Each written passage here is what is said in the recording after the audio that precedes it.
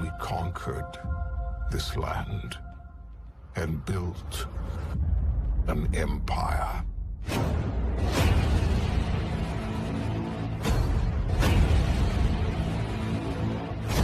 But there are whispers on the wind. A brotherhood born in the shadows.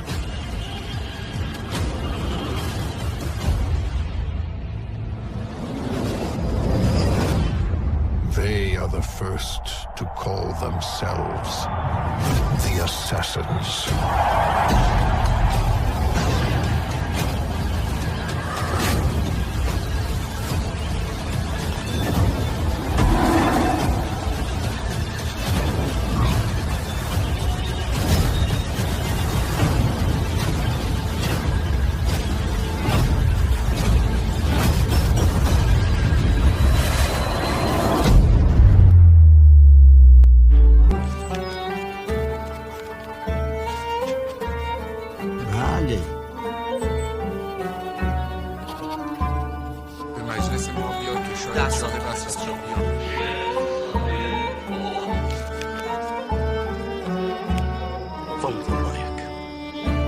الإجابة الخطأ وهي المطلوبة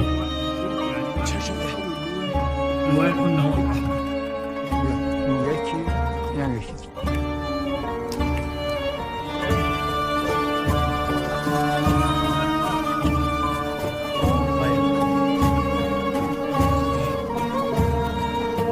عليكم السلام.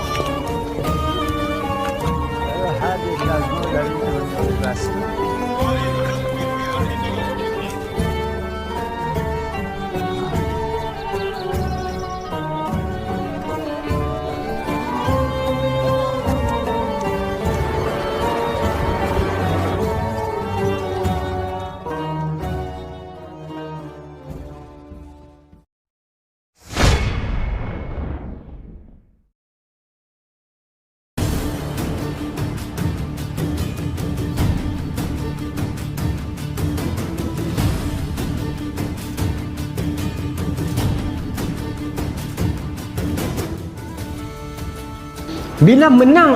Bila Manzikert War, Islam menang. Kan saya kata tadi, Turki sajuk tak ada masa nak negotiate, tak ada masa nak hura-hura politik. We fight. Itu Turki punya style. Sampai hari ni ikut. Okay, we fight. Then apa dia buat? Alip Arslan dengan tentera dia masuk ke Nisia, Syam, Baitul Maqdis, Manzikert sekali lah, semua dia masuk memerintah. Sebab dia, Allahu Akbar, dia ada halau orang Kristian ni belah. Okey, bila dia halau orang ni belah, orang Kristian tetap kena mai. Sebab apa orang Kristian kena mai? Memang amalan orang Kristian setiap tahun mereka akan datang ke Baitul Maqdis untuk macam umrah lah. Dia akan pergi Baitul Laham, tempat Nabi Isa lahir, untuk umrah lah, macam tu lah. Tetapi ketika itu yang jaga visa Saljuk. Dulu awak samsing dengan kami, nak main serang kami, bukan main 300,000. Sekarang kami dah menang dengan hampa. Manzikert War ni menjadi satu cerita yang besar di Eropah. Yalah, kami main 300,000, gabungan 3 negara. Macam mana dia ni empire kecil saja boleh menang. Dan masa tu Saljuk pun jadi satu kebanggaan kan. Orang Islam lain semua tu tunduk bawah dia lah masa tu. Bukan tunduk, tak berani dengan dia. Maka orang-orang Kristian ni balik cerita dekat Eropah. Cerita kat Eropah kata, kita kena do something. Yang ni menarik. Orang Kristian, Yahudi, Nasrani tak pernah lengah bila agama dia diusik. Bila ritual agama dia diusik, dia tak perlu tunggu lama. Ingat tak kita bincang dulu buku apa yang pasal Freemason, bukan Freemason, negara Yahudi tu, The Jewish State, ditulis tahun 1896. Buku tu ditulis 1897. The next year, the following year, terus semua rabai Yahudi bersidang bedah buku tu. Dia tak perlukan persidangan 4 tahun sekali. Hang tulis tahun ni, buku ni baik, tahun depan kita bincang. Kita tidak pernah ada dalam Islam persidangan Ihya Ulumuddin, tak pernah ada. Kalau ada pun di peringkat ustaz-ustaz kita buat di masjid-masjid kan. Kita ada buat talaqi, kita ada buat apa, bacaan kitab daurah, ada buat. Tapi persidangan peringkat dunia, takkanlah pemimpin-pemimpin Islam dunia nak bincang Ihya ustaz. Kita boleh bincang ahkam sultaniyat, mawardi, kitab politik. Panggil semua pemimpin Islam duduk untuk just bincang kitab ya. Tapi kita tak bincang yang tu. Betul tak? Kristian, Yahudi bincang yang tu. Yahudi bincang kitab. Even sampai hari ni Quran dia pun bincangkan. Sebab tu saya impikan kita ada satu Universiti Al-Quran. Nama dia Universiti Quran. Biar ada kemahiran Quran. Universiti Al-Syafi'i. Dalam tu semua ulama mazhab Syafi'i saja. Kita tak perlu buat fakulti Syafi'i. Universiti tu Maksudnya dia kaji sampai tak kritikal tentang mazhab Syafi'i. So kita melahirkan alim ulama mazhab Syafi'i. Kalau kita buka tahfiz, kita tak mau dia sekadar hafal. Kalau dia hafal sahaja, orang boleh beli MP3. Minta maaf lah. Tapi hakikatnya begitu. Biar anak kita itu hafal dan faham dan dia keluar boleh jadi samadi untuk masyarakat. Tapi orang tak akan ambil yang ni. Orang kata ustaz tu kata tahfiz MP3. Kami yang tu kan. Bahaya zaman media ni. Okey. Ali Aslan meninggal dunia. Anak dia nama Malik Shah. Okey, Malik Shah. Zaman Malik Shah dah. Malik Shah anak dia. The Great Malik Shah nama dia. Okey. Zaman inilah orang Kristian pakat balik ke Eropah, pi cerita dekat padri masing-masing. Depa exaggerate cerita. Dia berkata lah ni orang Kristian tak boleh dah pi umrah, visa naik, kota kecil, bos semua. Cerita ni. Maka tak boleh biar lama-lama orang Islam. Lah ni Bani Saljuk yang pegang. Dulu masa Abbasiyah pegang, tak adalah sampai tahun ni. Lah Saljuk pegang melampau, visa naik apa semua. Kita kena gulingkan Saljuk ni. Macam itulah bincang. Maka Pope Urban kedua dia panggil persidangan, dia buat fatwa salib. Nampak dia berkaitan ni. Dia seru semua orang Kristian di alam dunia untuk pi bebaskan Baitul Maqdis perang salib. Misalnya Abbasiyah dah jatuh lah. Abbasiyah dah di hujung tanduk lah. Masa ni dia nak main satu zaman baru, zaman Sultan Imaduddin Zinki. Itu penguasa di Indonesia, tapi selepas ni. Masa ni Abbasiyah ni orang kata apa? Dia dah hanyut dengan dunia dia dah. Dia dah rasa dia sultan, padahal siapa tak layan dia pun. Macam tu. Minta maaf tapi macam tu. Okey, baik. Masa tu yang kena bertempur dengan yang ni, ini golongan ni. Yang ni dia dah jauh dah. Sama cara jauh kita. Dia dah jauh dah. Okey, baik. Sebelum itu Sultan Malik Shah dia sangat gemilang. Sangat gemilang kerana dia orang Turki, tetapi Perdana Menteri dia orang Parsi. Dialah yang berjaya menyatukan balik. Tapi Arab masa tu dah tinggal belakang. Arab dah habis Arab lepas tu baru dia naik balik. Arab sebenarnya dia tak sempoi pun tu. Hadis tenggelam lama sampai Shah Waliullah naik balik di India. Betul nak ambil hadis power di India. Masa tak apalah. Malik Shah menyatukan Turki dan Parsi. Kerana apa? Perdana Menteri dia the great prime minister ever. Siapa? Tun Dr. Tun. Saya tak sendiri nama dia Tun ni. Ni nama ni pangkat ni saya cari buah. Tun Dr. Nizam Al-Muluk. Kan kenal kan? Semua orang kenal nama ni. Ni saya reka lah, tapi dia lebih layak, lebih pada ni. Tuan-tuan baca lah, tuan-tuan biografi dia. Baca ni kita giling kepala. Betapa bijaknya dia, hebatnya dia. Siapa jelmaan dia di Malaysia? Tun Perak. Jelmaan dia di Malaysia lah. Nizam Al-Muluk. Dia lah yang buat universiti pertama dunia, Nizamiah. Kan? Hebatlah, saya dah habaq kehebatan ni. Mana zaman dia ni sampai tak boleh dilawan langsung dengan orang. Terlalu kuat zaman dia. Dia bukan perlu angkat senjata. Kebijaksanaan politik dia. Dia cerdik. Kalau kita hari ni kita rasakan Tun adalah jenis politik, ini even lebih jenis lah. Okey. Baik. Okey. Tetapi tuan-tuan, bila kita hebat sangat, kita akan dicemburui. Kita akan dimusuhi. Datanglah seorang lelaki, nama dia Hasan Sabbah. Dia bukan orang Sabah nak. Hasan Sabbah. Hasan Sabbah ni dia bukan pembangkang, dia bukan kerajaan. Dia puak pengkhianat yang dia tak boleh tengok Islam senang. Tu saja. Dia bunuh orang Syiah, dia bunuh orang Sunni, dia bunuh orang Turki, dia bunuh orang Parsi. Tapi dia Islam. Dia baca Quran, dia sembahyang. Gerakan dia apa? Gerakan dia Hashashin, benar. Hashashin. Ada orang kata Hashashin ini sempena assassin ambil pada Hashashin. Yes, Hashashin. Kalau kata Hashashin zaman bila Ustaz? Ni zaman ni. Zaman Nizam Al-Muluk ni. Zaman ni, range ni. Kalau saya boleh lukis dengan merah. Ni, zaman ni. Antara perang salib dengan Manziket. Dia muncul di sini, Hashashin. Tapi Hashashin tamat bila? Ni. Hashashin cuma tamat di sini. Zaman Mongol. Mongol sahaja the only can ajak Hashashin. Sultan Salahuddin Al-Ayyubi pun tak boleh ajak dah tuan-tuan. Punya power Hashashin ni, saya nak buktikan, saya nak cerita macam mana power je. Kesetiaan dia. Tuan-tuan ingat tak tadi saya cerita kat tuan-tuan, saya janji semalam saya berjumpa dengan satu geng yang saya balik ke 4 pagi tu. Ni saya nak cerita. Saya tak kata geng ni Hashashin. Tu dah. Hashashin depa ada kubu khas. Dan ahlinya sangat rahsia. Maka Hashashin ni tuan-tuan, kemahiran dia menyusup masuk ke tempat ulama-ulama Islam, dia akan bunuh ulama Sunni, dia bunuh ulama Syiah, dia bunuh. Dia tidak boleh tengok orang Islam stable. Dia bunuh Nizam Al-Muluk. Kemudian dia bunuh Malik Shah. Dia mencetuskan huru-hara. Pembunuhan tak berlaku di Seljuk saja, di Manziket saja, di Nisya saja. Dia berlaku di Baghdad. Dia berlaku di Turki, dia berlaku di Syam. Maknanya tentera dia begitu ramai dan orang tak tahu siapa dia. Dan pembunuhan berlaku 2 cara. Satu senyap-senyap. Tak apalah senyap-senyap. Yang kedua terbuka.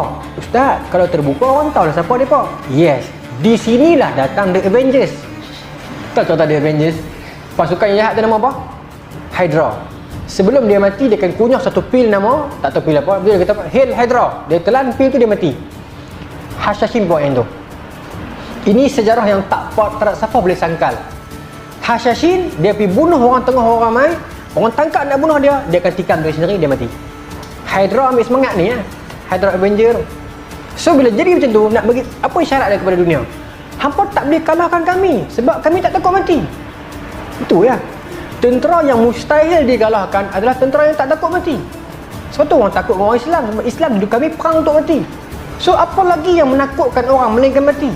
Dan bila mati pun dia tak takut, tu salah awak dah dengan dia. Kalau mati pun dia tak takut. Sebab tu orang takut dengan tentera Islam tu. Sebab mati pun dia tak takut. Hari habis, kita nak takutkan dia dengan apa lagi? Itu Hashashin punya mesej. Awak nak takutkan kami dengan apa? Awak jatuhkan kami macam mana? Kalau awak nak bunuh kami, memang kami sanggup mati. Lepas dia bunuh, orang nak main ke dia bunuh diri. Habis, selesai. Hashashin ini, ada orang kata assassin. Tapi Marco Polo punya pendapat bukan Hashashin, tapi hashish, ganja. Dia pun makan ganja. So dia pun jadi berani dan sebagainya. Tapi menurut satu orang lelaki, saya tak ingat nama tu, Tamir Ansari, penulis buku putih tu, dia kata dia tak setuju dengan ganja tu sebab kalau kita baca sejarah Hashashin, dia pun terlalu aktif, terlalu progresif, terlalu tersusun, sophisticated. Jadi tak ada masa untuk ganja kot, dia kata.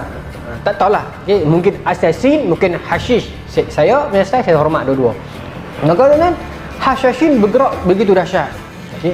Sampai zaman Sultan Salahuddin Al-Ayyubi, zaman ini Hashashin masih wujud. Sultan Salahuddin Al-Ayyubi kan zaman ni, dia pun masih wujud. Bila Sultan Salahuddin berjaya dapat Baitul Maqdis, mengalahkan orang Kristian, power dah tuan-tuan kan.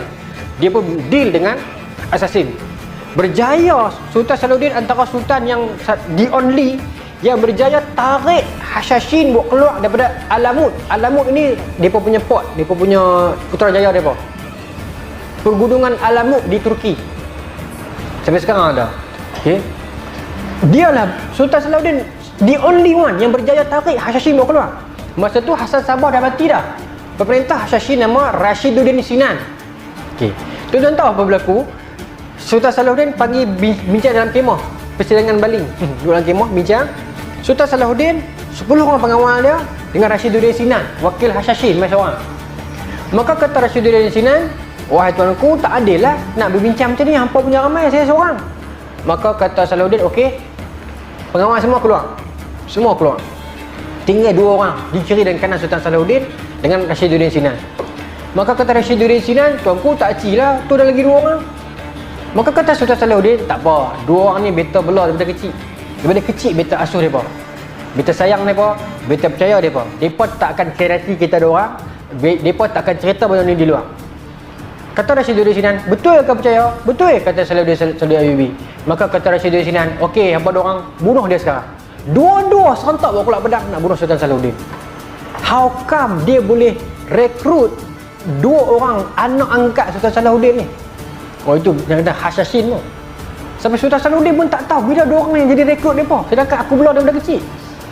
Oh, tapi Sultan Salahuddin tangkas lah. Dia bila lawan, dia sempat keluar. Yalah, dia nak lawan dengan Sultan Salahuddin pun bukan kecil anak kan. Tapi nak beritahu 2 orang ini berjaya. Macam mana Sultan Salahuddin pun tak perasan. Aku duduk dengan depan mata aku daripada kecil. Tuan-tuan ni anak-anak kita ni. Depan mata kita ni. Dia buat apa di belakang? Okey. Terlalu susah nak lawan Hashashin. Sampailah Mongol datang, Mongol dia tak peduli. Satu dunia dah sapu. Masa tu baru Hashashin boleh buat. Pasal Hashashin ni banyak trik. Banyak trik. Maka akhirnya Mongol dia tak peduli. Nak trik ke nak apa ke, aku trik semua tak boleh. Dia tak peduli dah. Itu Mongol. Kita akan cerita nanti Mongol. Hashashin berleluasa. Pok Urban kedua bawa keluar fatwa. Okey, 488 Hijrah. Kemudian berbondong-bondonglah datang ke Empire Islam. Okey. 492 berlaku perang salib satu. Saya ringkaskan tu ya. Okey. Tengok. 488 dia keluar fatwa. Dia just need 4 tahun untuk datang all the way from Jerman, from Eropah untuk ke Baitul Maqdis. 4 tahun sampai dan 492 menang perang salib. Isu mereka cuma diganggu masa buat umrah oleh orang Islam. Mereka bersidang, mereka datang dengan tentera yang garang. Kita bukan diganggu, tanah kita diambil Palestin. Tapi yes, lihatlah di mana kita sekarang. And yet kita masih berbangga kita umat yang terbilang. Tuan-tuan, kalau Tuhan nak lipat kita anytime tuan-tuan dengan kesalahan kita dalam ni. Kalau boleh diukur indikator kita di mana sekarang, kalau Islam, umat Islam sekarang, ini termometer dah. Kalau boleh diukur di mana kita sekarang, di sini, bawah sekali. Sebab indikator dia kat mana? Palestin. Itu bukti paling jelas sekali. 50 tahun duduk di situ, kita masih lagi macam ni. Kalau boleh diukur, tapi kerana kasih dan sayangnya Allah SWT kepada kita, Tuhan tak hukum kita. Tuhan masih memberi rezeki, masih mengalirkan minyak di negara orang Islam, masih mengizinkan tumbuh pokok, tumbuh buah di atas bumi orang Islam. How sayangnya Allah kepada kita. Kita ni hanya dapat ihsan Allah macam ni kita ni. Nak banding kita dengan pahlawan dulu, jauh kita ni. Baik tuan-tuan. Menang dekat Kristian Islam tak? Menang kat Kristian perang salib pertama, hancur orang Islam, hancur tuan-tuan. Wanita diperkosa, ibu-ibu dibunuh, baby dicampakkan di dinding, dibunuh. Orang Yahudi pun dibunuh juga. Okey, perang salib ganah puak ni. Puak the dark night. Okey. Dan masa itu tuan-tuan, di pemerintah Baitul Maqdis sampai satu fasa. Masa ini Tuhan lahirkan seorang lelaki nama dia Yusuf. Saya sebut tu lah Sultan Salahuddin Ayyubi, nama dia Yusuf. Berlaku krisis di Mesir. Masa ni kan saya kata di Mesir, Fatimiyah kan Syiah. Lepas tu Syiah makin tenggelam, Fatimiyah tenggelam. Mesir masih ada Syiah zaman ni. Pelajar zaman ni Mesir masih ada Syiah. So ada krisis masa tu. Di sini Tuhan hadirkan lelaki ini. Tuan-tuan, lelaki ini lembut. Lelaki ni lembut. Cerita dalam sejarah, dia seorang lelaki yang suka muzik, suka melukis, suka color mala, suka puisi ni. Lelaki ni. Tetapi dengan satu peristiwa, Tuhan ubah watak dia. Dan ada satu percaturan politik yang Mesir cuba buat untuk nak gunakan dia. Tetapi akhirnya dia yang meranapkan dia betul balik. Sangat berkaitan dengan 2-3 hari lepas. Betul tu saya terang. Pakatan Syiah Mesir cuba nak guna dia, ingat dia boleh makan dia. Rupanya silap. Dia orang ingat dia lembut. Rupanya dalam kelembutan dia ada taring dia. Dan dialah the warrior yang menyebabkan kita menang di sini ni. Orang salib 2 kan. Tetapi dia lembut. Apa kisahnya yang menyebabkan dia bertukar jadi keras? Apa perancangan politik yang menyebabkan yang saya kata tadi dia boleh defeat depan ni balik? Semua ini akan kita bincangkan pada episod yang akan datang. Ya, insya-Allah kita sambung nanti nah.